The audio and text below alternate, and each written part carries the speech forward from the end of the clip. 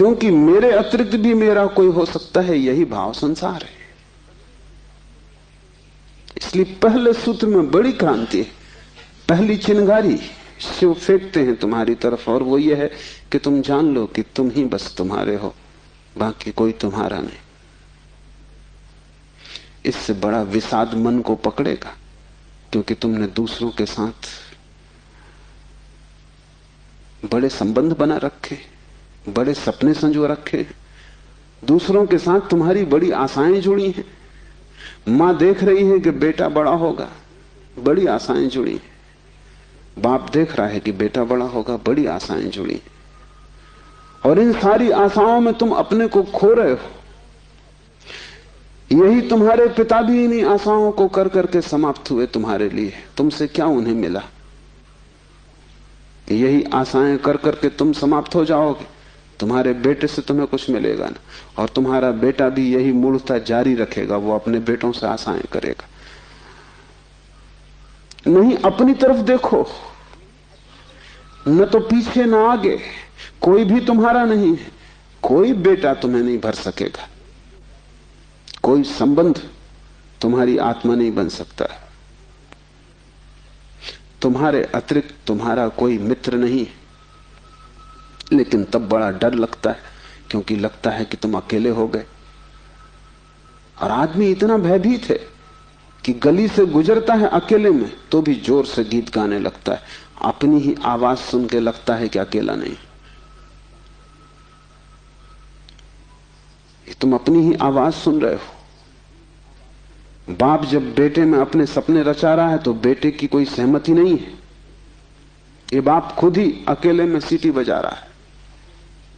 इसलिए दुखी होगा कल, क्योंकि इसने जिंदगी भर सपने रचाए और ये सोचता है कि बेटा भी यही सपने देख रहा है। ये गलती में, बेटा अपने सपने देखेगा, तुम अपने सपने देख रहे हो। तुम्हारे बाप ने अपने सपने देखे थे, ये कहीं मिलते नहीं। हर बाप दुखी मरता है। क्या कारण होगा? क्योंकि जो जो सपने वो बांधता है वो सभी सपने बिखर जाते हैं। हर आदमी अपने सपने देखने को यहां है, तुम्हारे सपने देखने को नहीं। और तुम्हें अगर चाहिए कि एक आत्म स्थिति उपलब्ध हो जाए, एक तृप्ति मिले, तो तुम सपने किसी और के साथ मत बांधना, अन्यथा तुम भटकोगे। संसार का इतना ही अर्थ है कि तुमने अपने सपनों की नाव दूसरों के साथ बांध रखी। संन्यास का अर्थ है कि तुम जाग गए और तुमने एक बात स्वीकार कर ली, कितनी ही कष्टकर हो, कितनी ही दुखपूर्ण मालूम पड़े प्रथम, और कितना ही संघातक पीड़ा अनुभव हो, कि तुम अकेले हो। सब संग साथ झूठा है। इसका यह अर्थ नहीं कि तुम भाग जाओ हिमालय, क्योंकि जो हिमालय की तरफ भाग रहा है उसे अभी संग साथ सार्थक है, झूठा नहीं हुआ। क्योंकि जो चीज झूठ हो गई उससे भागने में भी कोई सार्थकता नहीं।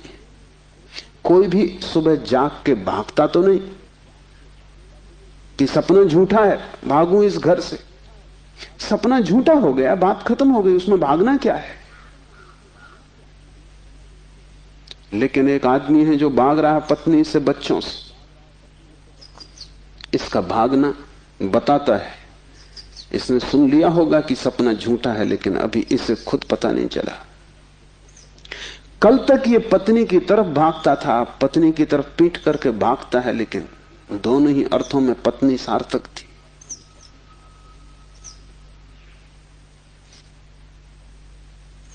एक जैन संत हुए, गणेश वर्णी।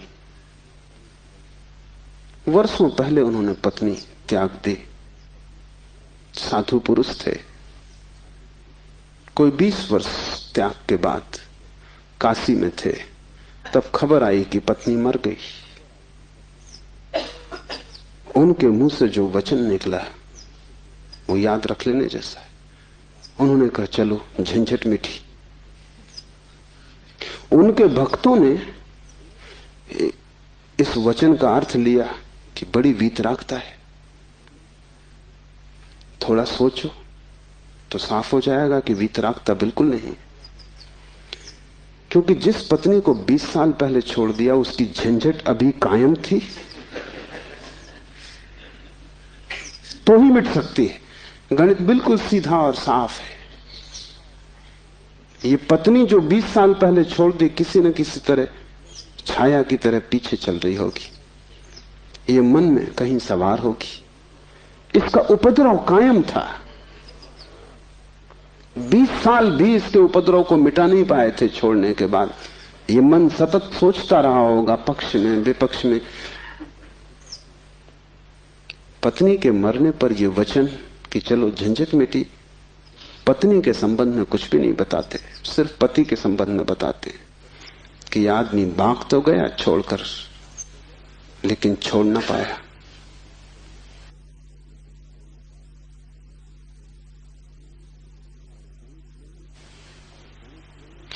और गणित वर्णी साधु पुरुष थे, इसलिए थोड़ा सोच लेना, साधु पुरुष भी बड़ी भ्रांति में रह सकते। उनके चरित्र में आचरण में कोई भूल चूक न थी। वे मर्यादा के पुरुष थे, ठीक ठीक नियम से चलते थे। वहां कोई जरा भी दरार नहीं पा सकता, जरा त्रुटि नहीं पा सकता। सब आचरण ठीक था, साधुता पूरी थी। फिर भी भीतर कोई बात चूक गई। हिमालय पहुंच गए, झंझट सांस चली गई। फिर दूसरी बात भी समझ लेने जैसी है, और वो ये कि अगर पत्नी के मरने पर पहला ख्याल ही आया कि झंझट मिटी, तो कहीं जाने अनजाने अचेतन में पत्नी की मृत्यु की आकांक्षा भी छिपी रही होगी। वो जरा गहरा किसी तल पर पत्नी मिट जाए, न हो, समाप्त हो जाए, ये तो हिंसा हो गई। लेकिन एक एक वचन भी अकारण नहीं आता, आसमान से नहीं आता। एक एक वचन भी भीतर से आता। और ऐसे क्षणों में जबकि पत्नी मर गई इसकी खबर आई हो, तुम ठीक ठीक अपने रोजमर्रा के व्यवसायी होश में नहीं होते हो। तब तुमसे जो बात निकलती है वो ज्यादा सही होती। घंटे भर बाद तुम्हें मौका मिल जाएगा, तुम खुद ही सोच समझ के लीप पोता कर लोगे। तुम फिर जो कहोगे वो बात झूठी हो जाएगी। लेकिन तत्क्षण उस क्षण में वर्णी चूक गए। वो जो 20 साल से उन्होंने चारों तरफ साधुता का व्यवस्था कर रखी थी, उस क्षण में भूल गए। जब वर्णी को ऐसा घट सकता है तो तुम्हें तो सहज ही घट सकता है। भागने से कुछ भी ना होगा। भागकर कोई भी कभी भाग नहीं पाया। लेकिन भक्त इसको न देख पाएंगे। उन्होंने तो वर्णी की कथा में इसको बड़े बहुमूल्य वचन की तरह संग्रहित किया है, ये सोच के कि देखो आदमी कैसा वीतराग है। तुम्हें पता भी नहीं हो सकता कि वीतरागता क्या है। तुम राग में जीते हो, तुम्हें विराग समझ में आता है। तुमसे जो विपरीत है वो समझ में आता है। तुम जानते हो कि तुम पत्नी को छोड़ के नहीं जा सकते, और ये आदमी छोड़ के चला गया, ये आदमी तुमसे बड़ा है, ये तुमसे विपरीत है, लेकिन तुमसे भिन्न नहीं। तुम पैर के बल खड़े हो, यह आदमी सिर के बल खड़ा है, लेकिन तुम्हारे मन में और इसके मन में रत्ती भर भी फर्क नहीं। खोज के देखो, तुम सभी सोचते हो कि पत्नी झंझट। तुम एक आध ऐसा पति पा सकते हो जो कहे पत्नी झंझट नहीं। पत्नी के सामने मत पूछना, एकांत में अकेले में। मुल्ला नसरुद्दीन ने मुझे कहा है कि मैं भी कभी सुखी था, लेकिन ये मुझे पता ही तब चला जब मैंने विवाह कर लिया, और तब फिर बहुत देर हो चुकी थी। मैं भी कभी सुखी था, ये पता मुझे तब चला जब मैंने विवाह कर लिया, लेकिन तब तक तो बहुत देर हो चुकी थी, सुख हाथ से जा चुका था। पति को गहराई में पूछो तो ऐसा पति खोजना कठिन है जिसने कई बार पत्नी की हत्या करने का विचार न किया हो। सपने न देखे हो कि मार डाला पत्नी को,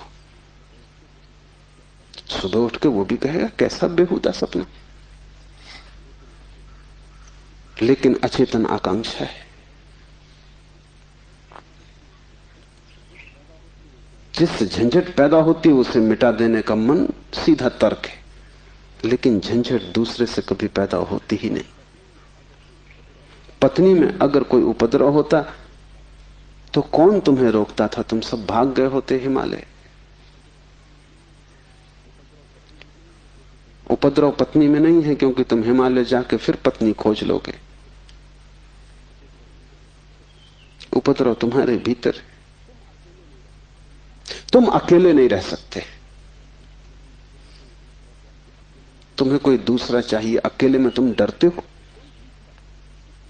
कोई दूसरा, तब तुम निश्चिंत मालूम पड़ते हो। क्यों? दूसरे की मौजूदगी से आश्वासन मिलता है।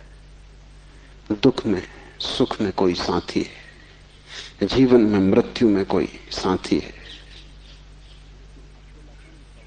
लेकिन अकेलापन स्वभाव है। और जिस व्यक्ति ने यह अनुभव कर लिया कि आत्मा ही बस मेरी है, उसने अपने अकेलेपन को अनुभव कर लिया। भागने की कोई भी जरूरत नहीं तो झंझट पीछे चली जाएगी।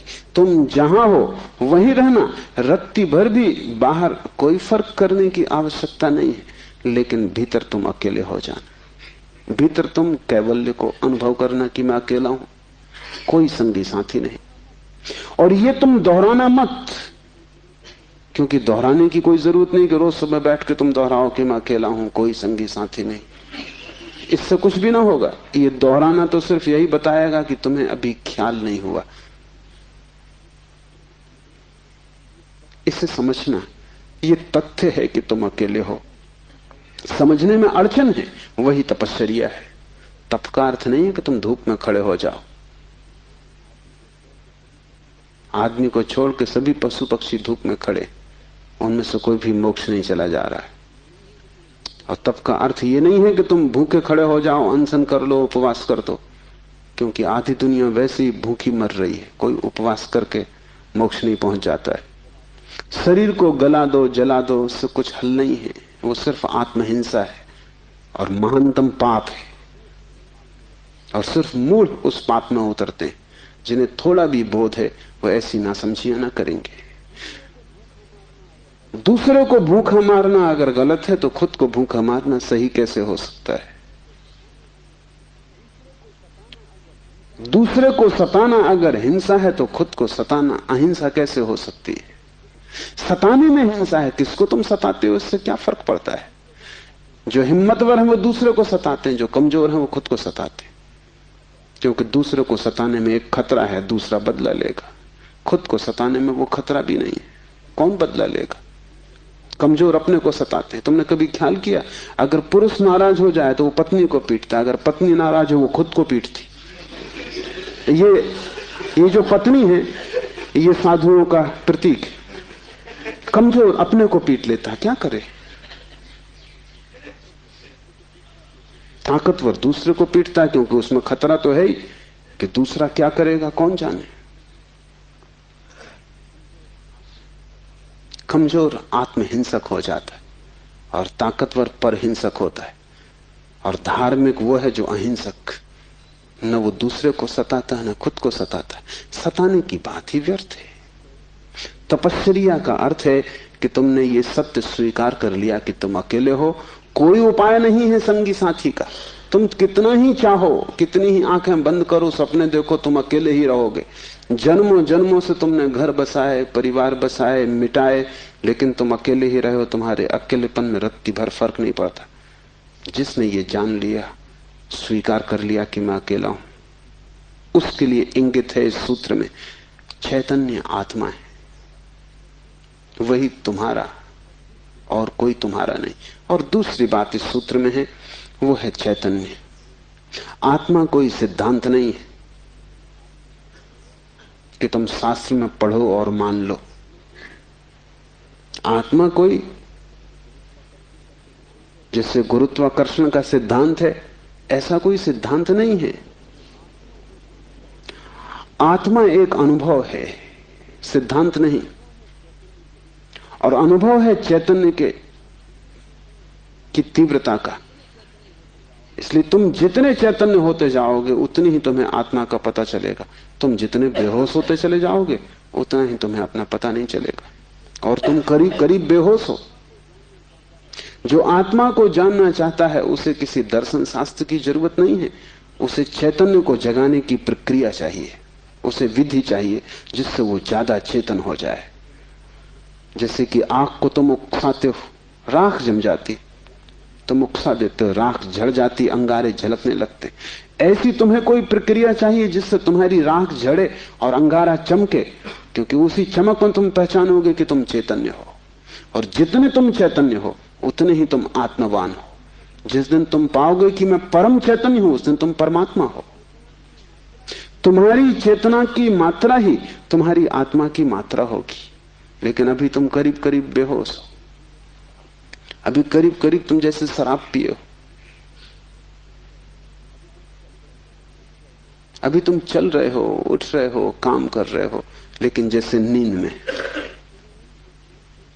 होश तुम्हें नहीं है।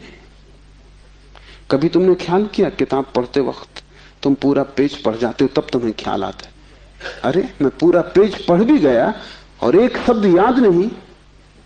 तुमने कैसे पढ़ा होगा पूरा पेज? तुम पढ़ सकते हो सोए सोए,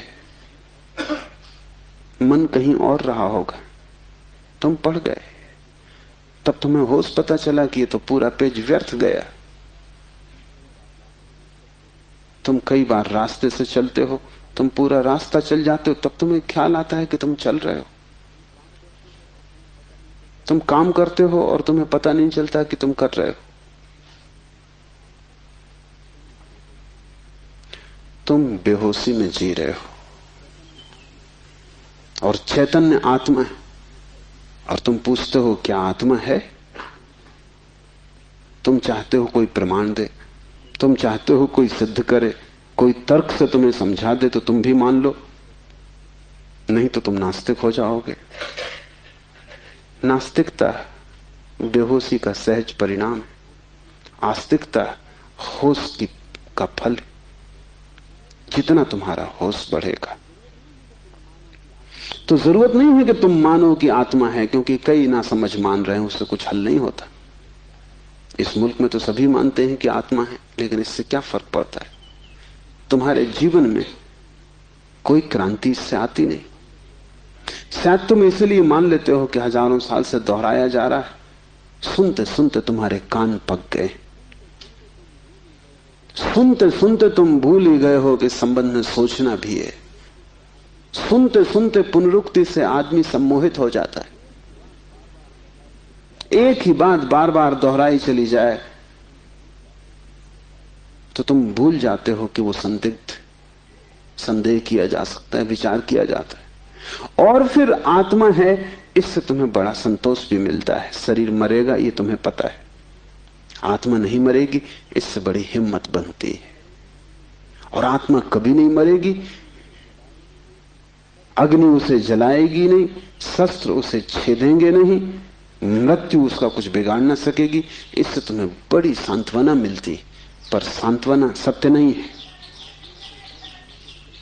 आत्मा को कोई न तो स्वीकार कर सकता है सिद्धांत की तरह, और न पुनरुक्ति की तरह कोई सम्मोहित हो सकता है।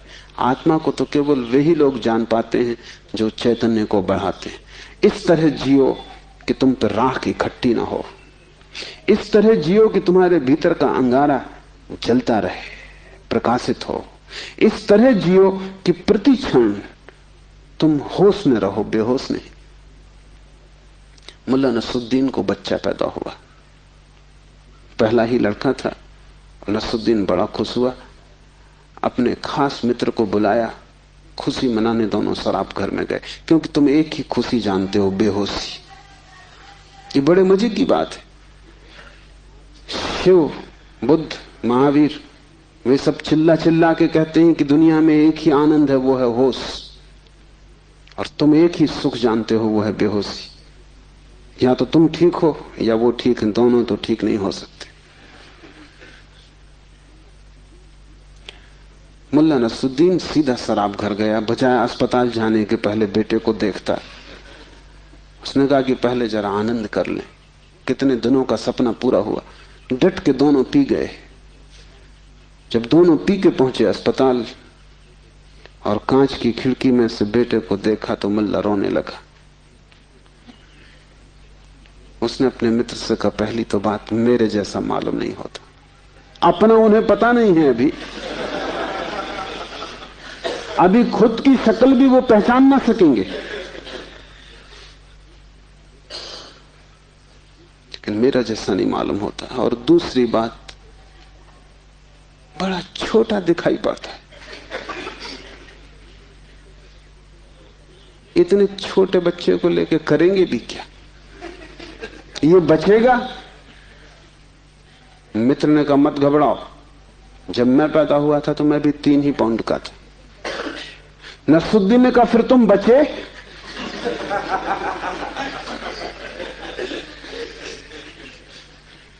मित्र सोचने लगा, क्योंकि वो भी बेहोशी में था। उसने कहा, पक्का नहीं कह सकता।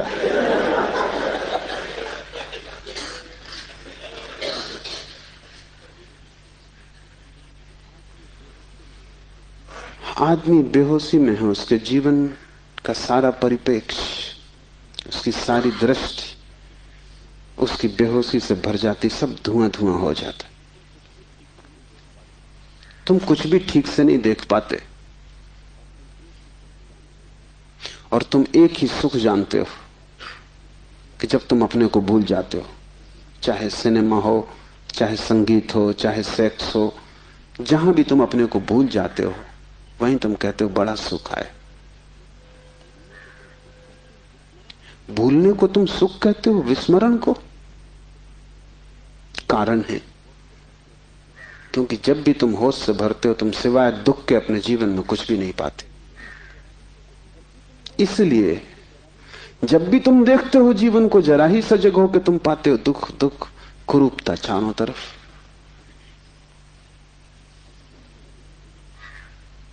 एक मेरे मित्र अविवाहित ही रह गए, उनसे मैंने पूछा कि क्या हुआ, कैसे चूक गए? तो उन्होंने कहा कि बड़ी अड़चन आई। जिस स्त्री को मैं प्रेम करता था, जब मैं शराब पी लेता तब वो मुझे सुंदर मालूम पड़ती, तब मैं शादी करने को राजी, लेकिन तब वो राजी नहीं। और जब मैं होश में होता तब मैं राजी नहीं, तब वो राजी होती थी। इसलिए चूक गए, कोई उपाय ना हुआ, मेल ना हो सका। तुम जब भी आंख खोल कर देखोगे सब तरफ कुरूपता और दुख पाओगे। जब तुम बेहोश होते हो तब सब ठीक लगता है। इसलिए तुम्हें तकलीफ मालूम पड़ती, चैतन्य आत्मा असंभव। इसलिए दुख से गुजरना होगा। उसको ही तपश्चर्या कहा है। जब कोई व्यक्ति जागना शुरू करता है तो पहले तो उसे दुख में से ही गुजरना होगा, क्योंकि तुमने जन्मों जन्मों तक दुख अपने चारों तरफ निर्मित किए हैं। कौन उनसे गुजरेगा तुम अगर न गुजरे तो? इसको हमने कर्म कहा है। कर्म का कुल इतना ही अर्थ है कि जन्मों जन्मों तक हमने चारों तरफ दुख निर्मित किए, जाने अनजाने हमने दुख की फसल बोई है, काटेगा कौन? तो जब भी तुम होश में आते हो तुम्हें फसल दिखाई पड़ती बड़ी लंबी, इस खेत से तुम्हें गुजरना पड़ेगा। डर के मारे तुम वहीं बैठ जाते हो, फिर आंख बंद करके शराब पी लेते हो कि ये तो बहुत झंझट का काम है। लेकिन जितनी तुम शराब पीते हो उतनी ये फसल बढ़ती जाती। हर जन्म तुम्हारे कर्म की श्रृंखला में कुछ और जोड़ जाता है, घटाता नहीं। तुम और भी गर्त में उतर जाते हो, नरक और करीब आ जाता है। होश से भरोगे तो पहला तो घटना ये घटने ही वाली है कि तुम्हारे जीवन में चारों तरफ दुख दिखाई पड़ेगा, नरक, क्योंकि तुमने वो निर्मित किया है।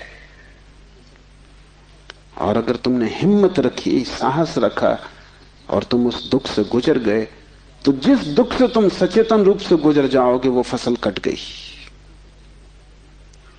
उन दुखों से तुम्हें न गुजरना पड़ेगा फिर। और अगर एक बार तुम सारी दुख की श्रृंखला से गुजर जाओ, कर्म की श्रृंखला से, क्योंकि वो तुम्हारी आत्मा के चारों तरफ बंधी हुई जंजीरें, अगर तुम उन सब से गुजर जाओ और होश न खो और हिम्मत जारी रखो कि कोई फिक्र नहीं, जितना दुख मैंने पैदा किया है मैं गुजरूंगा, मैं अंत तक जाऊंगा। मैं उस प्रथम घड़ी तक जाना चाहता हूं जब मैं निर्दोष था और दुख की यात्रा शुरू ना हुई थी, जब मेरी आत्मा परम पवित्र थी और मैंने कुछ भी संग्रह न किया था दुख का। मैं उस समय तक प्रवेश करूंगा ही, चाहे कुछ भी परिणाम हो, कितना ही दुख, कितनी ही पीड़ा। अगर तुमने इतना साहस रखा तो आज नहीं कल दुख से पार होकर तुम उस जगह पहुंच जाओगे जहां शिव का सूत्र तुम्हें समझ में आएगा, चैतन्य आत्मा है। और एक बार तुम अपने भीतर के चैतन्य में प्रतिष्ठित हो जाओ, फिर तुमसे कोई दुख पैदा नहीं होता, क्योंकि बेहोश आदमी अपने चारों तरफ दुख पैदा करता है। तुमने देखा है शराबी को चलते हुए रास्ते पर वो कैसा डगमगाता है? ऐसी तुम्हारी जिंदगी है, कहीं पैर रखते हो कहीं पड़ता है, कहीं जाना चाहते हो कहीं पहुंच जाते हो, कुछ करना चाहा था कुछ और ही हो जाता है, कुछ कहने निकले थे कुछ और ही कह के घर लौट आते हो। इसे तुम रोज देख रहे हो, फिर भी तुम समझ नहीं पाते कि क्यों हो रहा है। तुम गए थे किसी से क्षमा मांगने और झगड़ा करके वापस आ गए। होश में हो तुम बात प्रेम की कर रहे थे, दुश्मनी हो गई।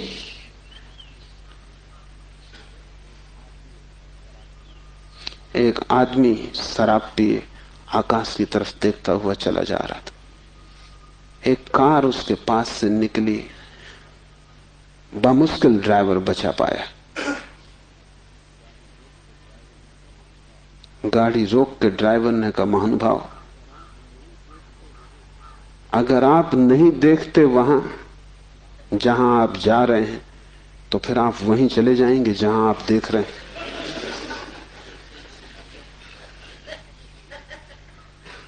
और हमें कुछ पता भी नहीं कि हम कहां जा रहे हैं, क्यों जा रहे हैं, कहां देख रहे हैं, क्यों देख रहे हैं, चले जा रहे हैं। क्योंकि एक बेचैनी है भीतर जो बैठने भी नहीं देती, एक शक्ति है भीतर जो चलाए चली जाती है। फिर हम जो भी करते वो सबके उल्टे परिणाम आते हैं। लोग मेरे पास आते हैं, वो कहते हैं हमने बदी तो कभी की नहीं, नेकी की और फल बदी मिल रहा है। ऐसा हो नहीं सकता कि तुम नेकी करो फल में बदी मिले। ऐसा हो नहीं सकता कि तुम आम के बीज बो और नीम के फल लगे। ऐसा हो नहीं सकता। इतना ही हो सकता है कि तुम ऐसे बेहोशी में बोए होगे, बोए तुमने नीम के ही फल, तुम होश में न थे। क्योंकि वृक्ष थोड़ी झूठ बोलेगा, तुम ही कहीं बोते वक्त भूल में पड़े होगे। तुम जब नेकी भी करते हो तब भी तुम्हारा नेकी करने का मन नहीं होता। तुम सच भी बोलते हो तो तुम दूसरे को चोट पहुंचाने के लिए सच बोलते हो। तुम सच बोलते हो दूसरे के अपमान के लिए। तुम सच बोलते हो जैसे तुम सच का उपयोग एक घातक हथियार की तरह कर रहे हो। तुम्हारे सत्व कड़वे होते, सत्य के कड़वे होने की कोई भी जरूरत नहीं, लेकिन मजा तुम्हें कड़वेपन में है, सत्य में तुम्हें मजा भी नहीं है। तुम्हारा झूठ सदा मीठा होता है, तुम्हारा सत्य सदा कड़वा होता है। बात क्या है? क्या कड़वापन सत्य का स्वभाव है? क्या मिठास झूठ का हिस्सा है? नहीं। झूठ को तुम चलाना चाहते हो, तुम उसे मीठा बनाते हो, क्योंकि अगर वो मीठा ना होगा तो चलेगा नहीं। एक तो झूठ चलना मुश्किल, मिठास के सहारे ही चलेगा। जैसे कड़वी दवा की गोली पर हम मीठी परत चढ़ा देते, बच्चा मीठी गोली समझ के खा लेता है, और जब तक कड़वेपन का पता चलता तब तक गोली भीतर जा चुकी है। तुम झूठ को मीठा बनाते हो क्योंकि तुम झूठ चलाना चाहते हो। तुम सत्य को कड़वा बनाते हो क्योंकि सत्य से तुम केवल चोट करना चाहते हो, उसको चलाना नहीं चाहते। तुम सत्य बोलते ही तब हो जब तुम सत्य का इस तरह उपयोग कर सको कि वो झूठ से बदतर साबित हो, तभी तुम बोलते हो। तुम बेहोश हो, तुम्हारे कृत्यों का तुम्हें कुछ पता नहीं है कि तुम क्या कर रहे हो।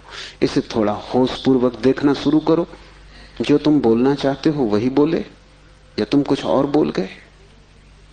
क्या तुमने यही सोचा था बोलने के लिए जो तुम बोले? मार्क ट्वेन लौटता था एक रात, उसकी पत्नी ने पूछा, घर आया तो पत्नी ने पूछा कैसा रहा व्याख्यान? वो व्याख्यान देने गया था। उसने कहा कौन सा व्याख्यान?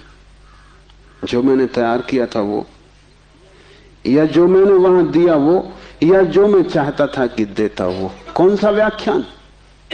एक तो आदमी तैयार करता है और एक आदमी फिर जो देता है, उसमें बड़ा फर्क है। और फिर एक जो घर लौटते वक्त तो सोचता है दिया होता है। वो तीनों अलग अलग हैं। होश में हो। सब निशाने तुम्हारे चूक जाते हैं। तुम्हारी जिंदगी में कभी भी कोई निशाना लगा? आंख बंद करके भी आदमी तीर चलाता रहे तो कभी ना कभी निशाना लगेगा। मैंने सुना है कि अगर बंद घड़ी भी दीवार पर टंगी रहे तो 24 घंटे में 2 बार सही समय बताएगी। तुम्हारी जिंदगी में ऐसा भी नहीं आया कि 2 बार भी तुमने सही समय बताया होता। तुम बंद घड़ी से गए बीते। अंधेरे में भी आदमी तीर चलाता रहे तो कभी ना कभी निशान तो लग जाएगा। तुम खुली आंख से होश में प्रकाश में तीर चलाते हो, कभी निशाने पे नहीं लगता। क्या बात होगी? मुल्ला नसरुद्दीन को बड़ा शौक था हिरन की शिकार करने का। तीसरी बार जब वो शिकार करने जंगल पहुंचा और जंगल के विश्राम गृह में उसने अपना सामान रखा और तैयारी की, और जब सूटकेस खोला तो उसमें एक बड़ी फोटो रखी थी और पत्नी ने उस फोटो के नीचे लिखा था, मुल्ला हिरन इस तरह का होता है। उन्हें शिकार का शौक था लेकिन हिरन का पता नहीं था। तुम कुछ भी मार मूर के घर आ जाओगे, हिरन ठीक से फोटो देख लेना। तुम सब जगह चूक गए हो।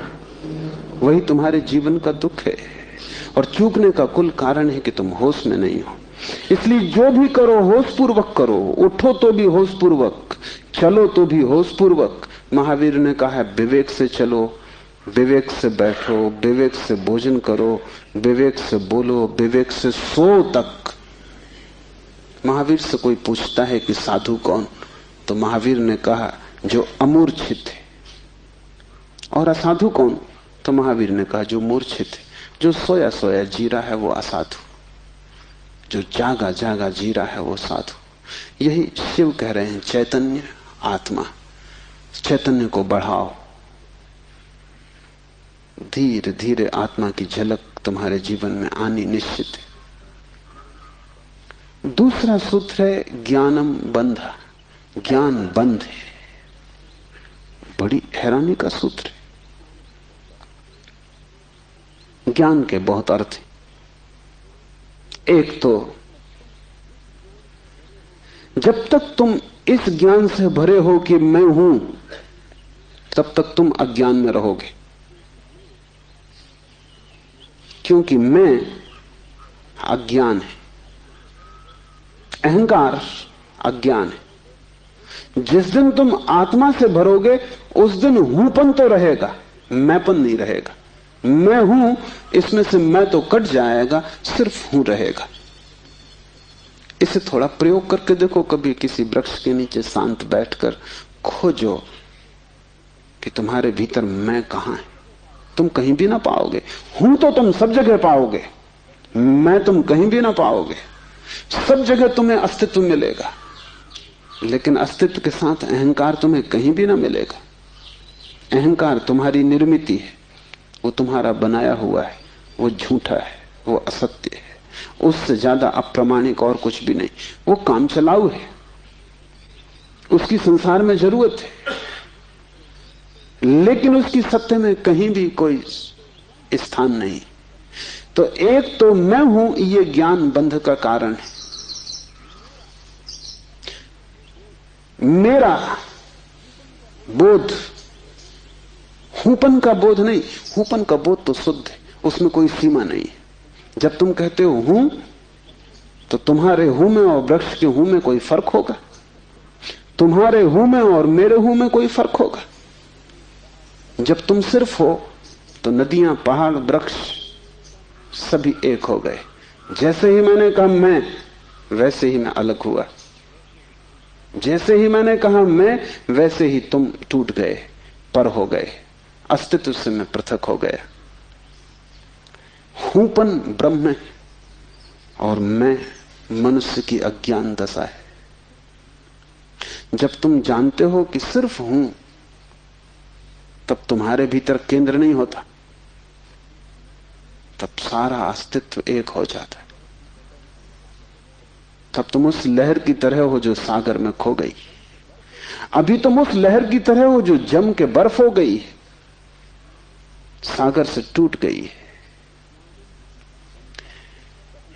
ज्ञानम बंधा, पहला तो ज्ञान बंध है, इस बात का ज्ञान कि मैं हूं। दूसरा ज्ञान बंध है वो सब ज्ञान जो तुम बाहर से इकट्ठा कर लिए हो, जो तुमने शास्त्रों से चुराया है, जो तुमने सदगुरुओं से उधार लिया है, जो तुम्हारी स्मृति है, वो सब बंधन है। उससे तुम्हें मुक्ति ना मिलेगी। इसलिए तुम पंडित से ज्यादा बंधा हुआ आदमी ना पाओगे। मेरे पास सब तरह के लोग आते हैं, सब तरह के मरीज। उसमें पंडित से ज्यादा कैंसर ग्रस्त कोई भी नहीं।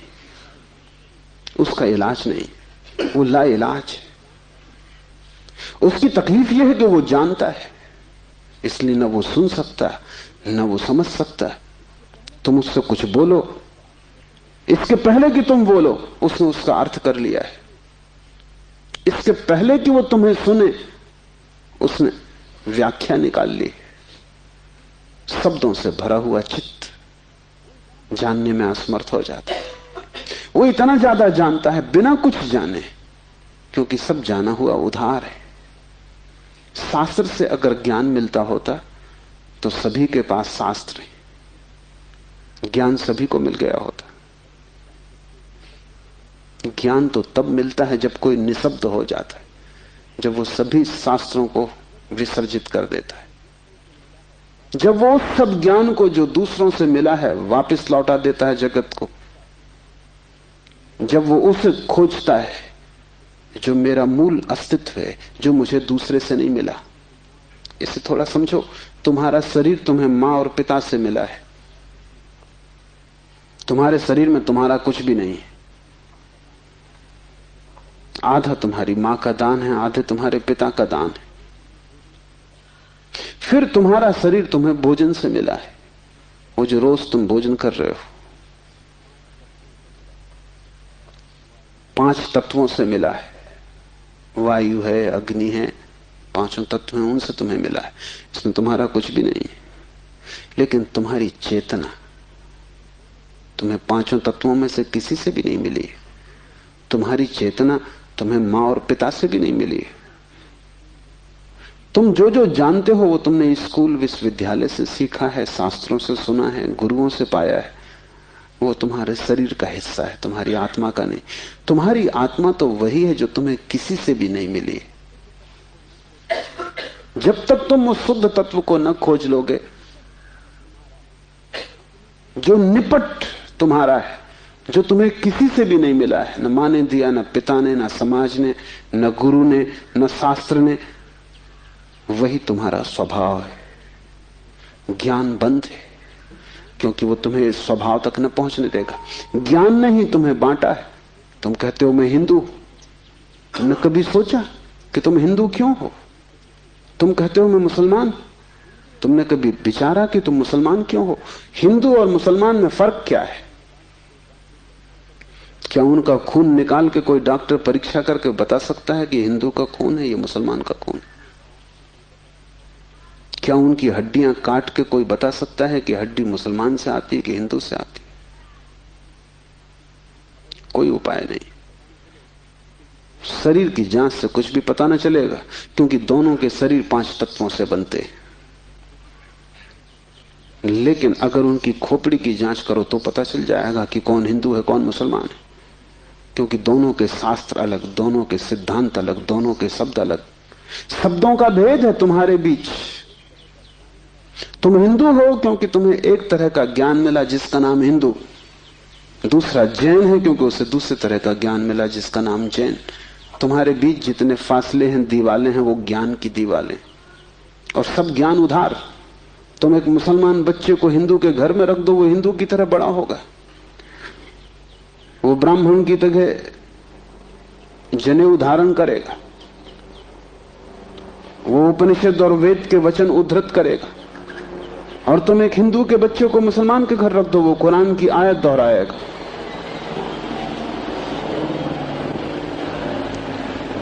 ज्ञान तुम्हें बांटता है, क्योंकि ज्ञान तुम्हारे चारों तरफ एक दीवार खींच देता है, और ज्ञान तुम्हें लड़ाता है, और ज्ञान तुम्हारे जीवन में वैमनस्य और शत्रुता पैदा करता है। थोड़ी देर को सोचो, अगर तुम्हें कुछ भी ना सिखाया जाए कि तुम हिंदू हो या मुसलमान या जैन या पारसी, तो तुम क्या करोगे? तुम बड़े होगे एक मनुष्य की भांति। तुम्हारे बीच कोई दीवार ना होगी। दुनिया में कोई 300 धर्म है, 300 कारागृह, और हर आदमी पैदा होती से एक कारागृह या दूसरे कारागृह में डाल दिया जाता है। और पंडित पुरोहित बड़ी चेष्टा करते हैं कि बच्चे पे जल्दी से जल्दी कब्जा हो जाए। उसको वो धर्म शिक्षा कहते हैं। उससे ज्यादा अधर्म और कुछ भी नहीं है। वो उसको धर्म शिक्षा कहते हैं। 7 साल के पहले बच्चे को पकड़ लें, क्योंकि 7 साल का बच्चा अगर बड़ा हो गया तो फिर पकड़ना रोज रोज मुश्किल होता जाएगा। और बच्चे को अगर थोड़ा भी बोध आ गया तो फिर वो सवाल उठाने लगेगा, और सवालों का जवाब पंडितों के पास बिल्कुल नहीं है। पंडित सिर्फ मूढ़ों को तृप्त कर पाते हैं।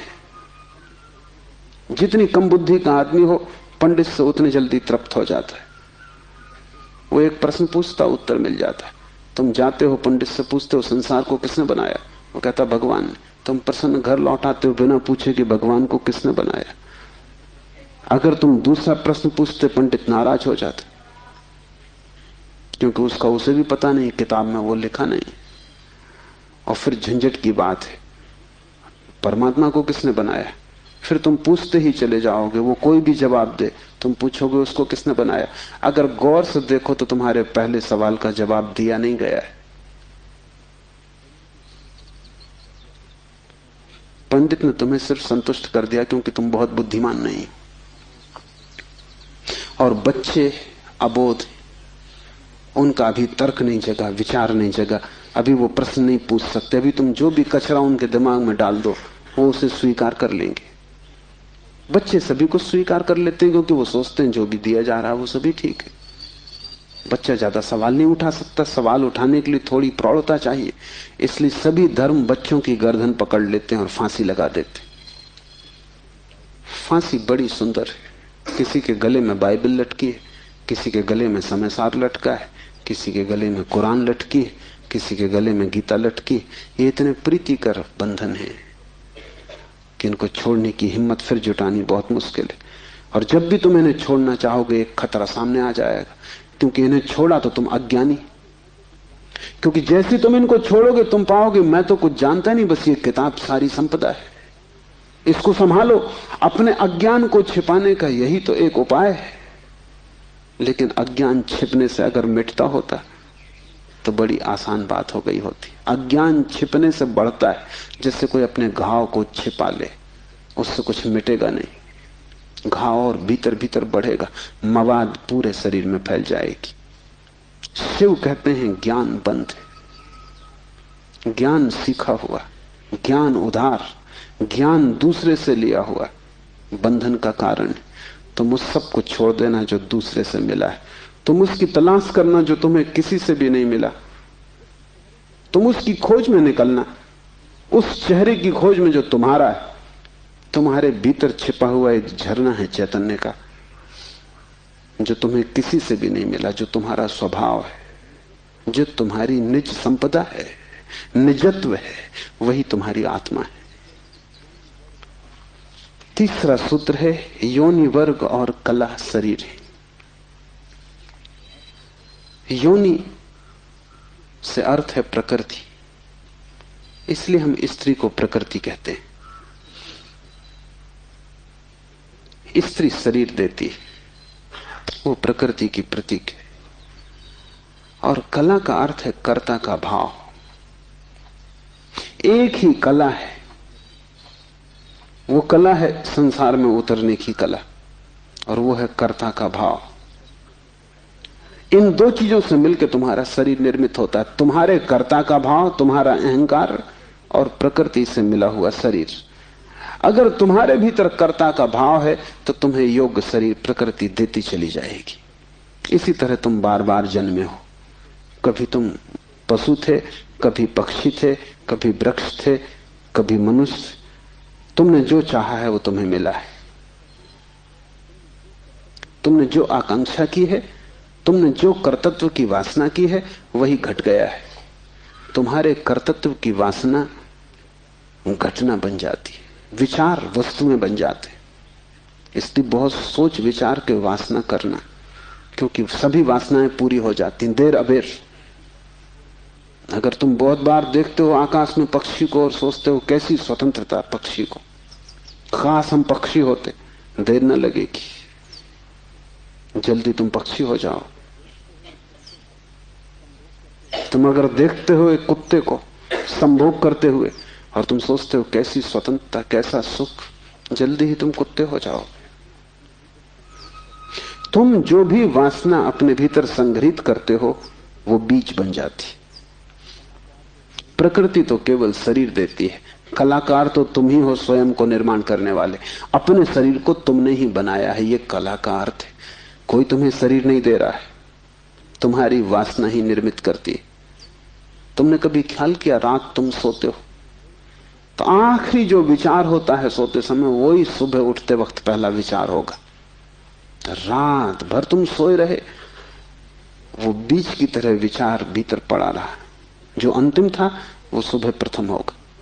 तुम मरोगे इस शरीर से, आखिरी मरते क्षण में तुम्हारे सारे जीवन की वासना संग्रहित होकर बीज बन जाएगी। वही बीज नया गर्भ बन जाएगा। जहां से तुम मिटे वहीं से तुम फिर शुरू हो जाओगे। तुम जो भी हो ये तुम्हारा ही कृत्य है, किसी दूसरे को दोष मत देना। यहां कोई दूसरा है भी नहीं जिसको दोष दिया जा सके। ये तुम्हारे ही कर्मों का संचित फल है। तुम जो भी हो, सुंदर कुरूप, दुखी सुखी, स्त्री पुरुष, तुम जो भी हो, ये तुम्हारे ही कृत्यों का फल है। तुम ही हो कलाकार अपने जीवन के। मत कहना कि भाग्य ने बनाया है, क्योंकि वो धोखा है। उस भांति तुम जिम्मेवारी किसी और पर टाल रहे हो। मत कहना कि परमात्मा ने भेजा है। तुम परमात्मा पर जिम्मेदारी मत डालना, क्योंकि ये तरकीब है खुद के दायित्व से बचने की। इस कारागृह में तुम अपने ही कारण हो। जो व्यक्ति इस बात को ठीक से समझ लेता है कि अपने ही कारण में यहां हूं, उसके जीवन में क्रांति शुरू हो जाती। शिव कह रहे हैं योनि वर्ग और कला शरीर है। प्रकृति तो सिर्फ योनि है, वो तो सिर्फ गर्भ है। तुम्हारा अहंकार उस योनि में बीज बनता है। तुम्हारे कर्तृत्व का भाव कि मैं ये करूं, मैं ये पाऊं, मैं ये हो जाऊं, उसमें बीज बनता है। और जहां भी तुम्हारे कर्तृत्व की कला और प्रकृति की योनि का मिलन होता है, शरीर निर्मित हो जाता है। इसलिए बुद्ध पुरुष कहते हैं सभी वासनाओं को छोड़ दो, तभी तुम मुक्त हो सकोगे। तुमने अगर स्वर्ग की वासना की तो तुम देवता हो जाओगे, लेकिन वो भी मुक्ति ना होगी, क्योंकि वासनाओं से कभी भी अशरीर की स्थिति पैदा नहीं होती। सभी वासनाओं से शरीर निर्मित होते हैं। जब तक तुम निर्वासना को उपलब्ध नहीं हो, जब तक तृष्णा तुमने पूरी ही नहीं छोड़ दी, तब तक तुम नए शरीरों में भटकते रहोगे। और शरीर के ढंग अलग हो, शरीर की मौलिक स्थिति एक ही जैसी है। शरीर के दुख समान है, चाहे पक्षी का शरीर हो चाहे आदमी का शरीर हो, दुखों में कोई भेद नहीं है। क्योंकि मौलिक दुख है आत्मा का शरीर में बंध जाना, मौलिक दुख है कारागृह में प्रविष्ट हो जाना। फिर कारागृह की दीवारें वर्तुलाकार हैं कि त्रिकोण हैं कि चौकोन हैं, उससे कोई हल नहीं होता, उससे कुछ फर्क नहीं पड़ता है। तुम भला सोचते हो फर्क पड़ता है। एक मेरे मित्र हैं, ड्राइंग के शिक्षक हैं, उन्हें जेल हो गई, लौटे 3 साल बाद। तो मैंने उनसे पूछा कैसे रहे दिन, कैसे कटे दिन। उन्होंने कहा और तो सब ठीक था, लेकिन मेरी कोठरी के कोने 90 कोण के नहीं थे। वो ड्राइंग के शिक्षक हैं, उनकी बुद्धि, वो 90 कोण के नहीं थे कोठरी के कोने। उनकी असली तकलीफ 3 साल यही रही, क्योंकि उसी कोठरी में रहना और बार बार देखना वो कोना, वो 90 कोण का नहीं। तो जो बात उन्होंने मुझसे कही वो ये कि और तो सब ठीक था, बाकी कुछ अड़चन ना थी, लेकिन कोने ठीक 90 के नहीं थे। कोने 90 के हों कि 90 के ना हो, इससे क्या बुनियादी फर्क पड़ेगा। कारागृह कारागृह, पक्षी का शरीर के आदमी का बहुत फर्क नहीं पड़ता। बंद तुम हो गए वही दुख है, बंध गए तुम वही दुख है। वासना बांधती है, वासना है रज्जु जिससे हम बंधते हैं। और ध्यान रखना तुम्हारे अतिरिक्त और कोई जिम्मेवार नहीं है। उद्धमो भैरवा, चौथा सूत्र है उद्धम ही भैरव है। उद्धम उस आध्यात्मिक प्रयास को कहते हैं जिससे तुम इस कारागृह के बाहर होने की चेष्टा करते हो। भैरव शब्द पारिभाषिक है। भा का अर्थ है भरण,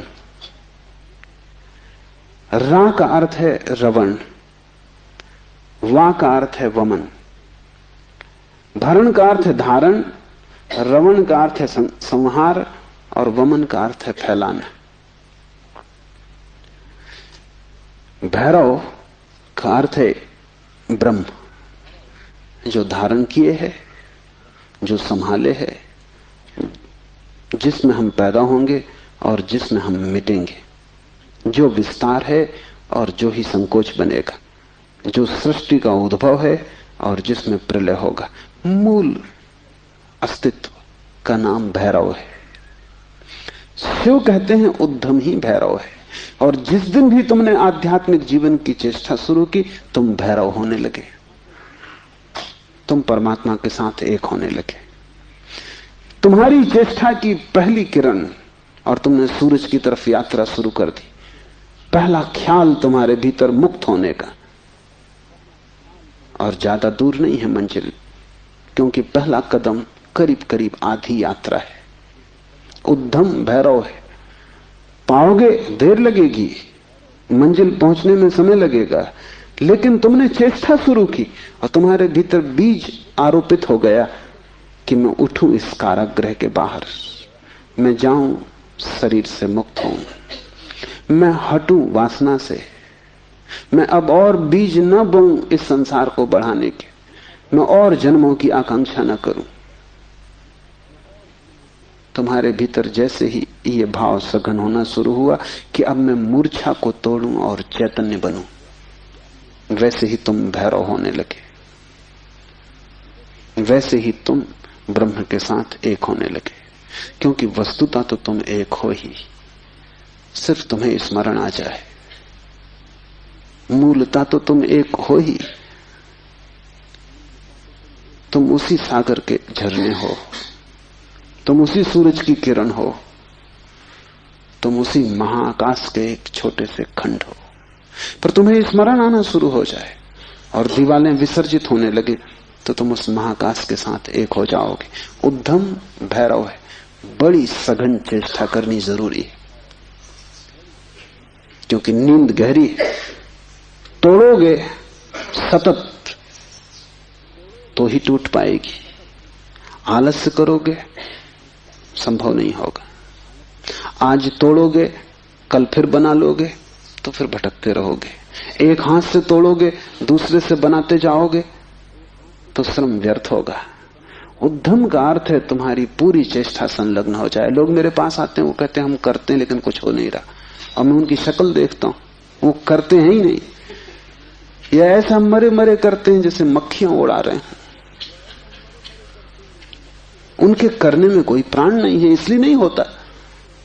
लेकिन वो आते ऐसे हैं जैसे कि वो परमात्मा पे कोई बड़ी कृपा कर रहे हैं कि करते हैं और नहीं हो रहा, तो शिकायत लेके आए कि कहीं कुछ गड़बड़ हो रही, कहीं कोई अन्याय हो रहा है, कि दूसरों को हो रहा है, हमें नहीं हो रहा। इस जगत में अन्याय होता ही नहीं। इस जगत में जो भी होता है न्याय है, क्योंकि यहां कोई आदमी नहीं बैठा है न्याय अन्याय करने को। जगत में तो नियम है, उन्हीं नियमों का नाम धर्म है। तुम अगर इच्छे दृष्टि चले गिरोगे, टांग टूट जाएगी, तो तुम जाके अदालत में ये नहीं कहोगे कि गुरुत्वाकर्षण के कानून पर एक मुकदमा चलाता हूं, तो अदालत कहेगी तुम तिरछे मत चलते। गुरुत्वाकर्षण तुम्हें गिराने में उत्सुक नहीं है, न तुम्हें संभालने में उत्सुक है। तुम जब सीधे सीधे चलते हो वही तुम्हें संभालता है, जब तुम तिरछे चलते हो वही तुम्हें गिराता है। न गिराने की उसकी कोई आकांक्षा है, न संभालने की। तटस्थ है जगत का नियम, उस तटस्थ नियम का नाम धर्म है। उसको हिंदुओं ने रित कहा है। वो परम नियम है, वो तुम्हारी तरफ पक्षपात नहीं करता कि किसी को गिरा दे किसी को उठा दे। तुम जैसे ही ठीक चलने लगते हो वो तुम्हें संभालता है, तुम गिरना चाहते हो वो तुम्हें गिराता है। वो हर हालत में उपलब्ध है। तुम जैसा भी उसका उपयोग करना चाहते हो वो तुम्हें खुला है, उसके द्वार बंद नहीं है। तुम सिर ठोकना चाहते हो दरवाजे से, सिर ठोक लो। तुम दरवाजा खोल के भीतर जाना चाहते हो, भीतर चले जाओ। वो तटस्थ है। उद्यम भैरव है, महान श्रम चाहिए। उद्यम का अर्थ है प्रगाढ़ श्रम, तुम्हारी समग्रता लग जाए श्रम में, उसका नाम उद्यम है। और तब देर न लगी कि तुम्हारे भैरव हो जाने में। शक्ति चक्र के संधान से विश्व का संहार हो जाता है, 5वां सूत्र है। और अगर तुमने ठीक उद्यम किया, अगर तुमने अपनी संपूर्ण ऊर्जा को संलग्न कर दिया चेष्टा में, सत्य की खोज, परमात्मा की खोज या आत्मा की खोज में, तो तुम्हारे भीतर जो शक्ति का चक्र है वो पूर्ण हो जाता है। अभी तुम्हारे भीतर शक्ति का चक्र पूर्ण नहीं है, कटा बटा है। वैज्ञानिक कहते हैं कि बुद्धिमान से बुद्धिमान आदमी भी अपनी 15% से ज्यादा प्रतिभा का उपयोग नहीं करता। 85% प्रतिभा ऐसे ही सड़ जाती। ये तो बुद्धिमान आदमी की बात है। बुद्धू का क्या हिसाब, वो तो शायद करते ही नहीं। हम अपने शरीर की भी ऊर्जा का पूरा उपयोग नहीं करते, 5% ज्यादा से ज्यादा। तो अगर हम मंदे मंदे जीते, अगर हमारा दिया टिमटिमाता टिमटिमाता लगता है, तो कसूर किसका है? तुम जीते ही नहीं पूरी तरह। जैसे तुम जीने से भी भयभीत हो कि लपट कहीं जोर से ना आ जाए। तुम डरे डरे हो, तुम कपते कपते जीते हो, तो फिर शक्ति का जो चक्र है तुम्हारे भीतर वो पूरा नहीं हो पाता। तो तुम्हारी गाड़ी ऐसे चलती जैसे कभी कार को तुमने देखा हो, पेट्रोल कभी आता कभी नहीं आता, कभी कचरा आता, तो कार ऐसे चलती जैसे हिचकी खा रही हो। बस ऐसा तुम्हारा जीवन है, हिचकी खाते तुम चलते हो। जरा जरा सी शक्ति के खंड खंड आते, अखंड शक्ति नहीं हो पाती। जिस चीज में भी तुम अपनी पूरी शक्ति लगा दोगे, वो कोई भी हो चीज, अगर तुम चित्र बनाते हो और चित्रकार हो और तुमने अपनी पूरी शक्ति को चित्र बनाने में लगा दिया, पूरी कि रत्ती भर बाकी ना बची, तो तुम वहीं से मुक्त हो जाओगे, क्योंकि वही उद्यम पूर्ण होते ही भैरव हो जाता है। अगर तुम एक मूर्तिकार हो, तुमने सब कुछ मूर्ति में समाहित कर दिया कि मूर्ति बनाते समय तुम ना बचे, बस मूर्ति ही बची, तो शक्ति का चक्र पूरा हो जाता है। जब तुम पूरी शक्ति को निमज्जित करते हो किसी भी कृत्य में, वही ध्यान हो जाता है। भैरव निकट, मंदिर पास आ गया। 5वां सूत्र है, शक्ति चक्र के संधान से विश्व का संहार हो जाता है। और जब भी तुम्हारी शक्ति का चक्र पूरा होता है, टोटल, समग्र, अंश अंश नहीं, पूर्ण, उसी क्षण तुम्हारे लिए विश्व समाप्त हो गया। तुम्हारे लिए फिर कोई संसार नहीं, तुम परमात्मा हो गए, तुम भैरव हो गए, तुम मुक्त हो। फिर तुम्हारे लिए न कोई बंधन है, न कोई शरीर है, न कोई संसार है। पूर्ण शक्ति का प्रयोग स्मरण रखना। इस समाधि साधना शिविर में अगर तुमने पूरी शक्ति को लगाया, ऐसे ही ऊपर ऊपर नहीं ध्यान किए, पूरी शक्ति लगा दी, तो तुम अनुभव करोगे कि जिस क्षण शक्ति पूरी लग जाएगी, उसी क्षण, फिर क्षण भर की देर नहीं लगती, अचानक संसार खो जाता है, परमात्मा सामने आ जाता है। तुम्हारी शक्ति का पूरा लग जाना ही तुम्हारे जीवन की क्रांति हो जाती। फिर संसार की तरफ पीठ, परमात्मा की तरफ मुंह हो जाता है। इसकी तुम्हें एक झलक भी मिल जाए तो फिर तुम वही ना हो सकोगे जो तुम पहले थे। उसकी एक झलक काफी, फिर तुम्हारा जीवन उसी यात्रा में संलग्न हो जाए। तो ध्यान रखना, यहां पूरा अपने को डुबाना तो ही कुछ हो सकेगा। अगर तुमने थोड़ा भी अपने को बचाया तो तुम्हारा श्रम व्यर्थ है। जब तक श्रम उद्यम ना बन जाए, पूर्ण टोटल एफर्ट ना बन जाए, तब तक भैरव की उपलब्धि नहीं। आज इतना ही।